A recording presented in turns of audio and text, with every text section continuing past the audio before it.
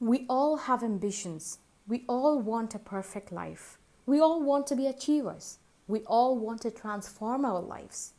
But how many of us have really achieved it? Why haven't we achieved it?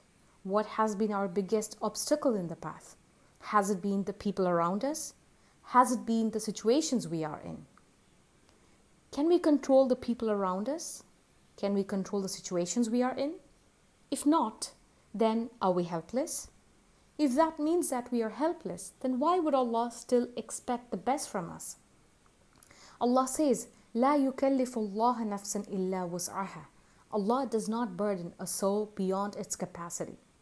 Doesn't this mean that had He not given us all the control of our life, He wouldn't have expected the best from us? Rasulullah sallallahu alaihi wasallam said, verily in the body is a piece of flesh, which if sound, the entire body is sound. If corrupt, the entire body is corrupt. Truly, it is a heart. Where does attitude lie except in the heart? And this is exactly our starting point. Attitude. The moment we realize that we are the only obstacle to our growth and not the people around us, nor the situations we are in, we have taken the first step to success. But what is success? Is success achieving what your colleague or your neighbor has achieved? Is success achieving the highest point in your career? Is success making as much money as possible? As much as we see the world chasing after these things, we also see that people who have achieved these very things are depressive, suicidal, and slaves of some kind of addictions. If these were success, then how come success makes them feel unfulfilled, which drives them to this point? When I searched for the definition of success by all the famous secular motivational speakers, interestingly but not surprisingly, I found that they didn't have a proper definition for success. They always said in their opinion, and they also admitted that it varies from person to person. In all honesty, it is very clear that despite being great motivators for others, they themselves haven't really figured out what success is. It is clear that they are confused and are struggling to make sense of what they think success is. Some said success is to be able to go to bed in peace. How can you go to bed in peace if you are an oppressor, a violator of your fellow beings? You can't. The religious and the non-religious agree to that unanimously. Then how is it that you can be at peace when you violate your Creator? Is it any wonder then that the Creator has tied peace onto His remembrance? Therefore, I can very confidently say that none of them truly have peace or true happiness, no matter what million-dollar motivational speakers they are. We have millions of motivational speakers and videos flooding our social media these days. Still, is the world any better? Suicide rates are only going up day by day. The simple reason is that there is no substance in what they are preaching as long as Allah is kept away from the equation. The internet is filled with inspiring stories of limbless people climbing Mount Everest, etc., and how some differently abled people are achieving unimaginable things. But the tragedy is that they still haven't been able to find Allah. Some need much lesser to find Allah. Some never do, despite what they go through.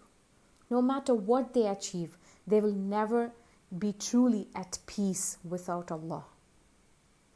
I remember the beautiful words of Ibn al-Qayyim rahimahullah. Truly in the heart there is a void that cannot be removed except with the company of Allah. And in it there is a sadness that cannot be removed except with the happiness of knowing Allah and being true to Him. And in it there is an emptiness that cannot be filled except with love for Him and by turning to Him and always remembering Him. And if a person were given all of the world and what is in it, it would not fill this emptiness. True success is therefore defined by our Creator. Allah says in many different verses in the Quran, they are on true guidance from their Lord. and they are the successful.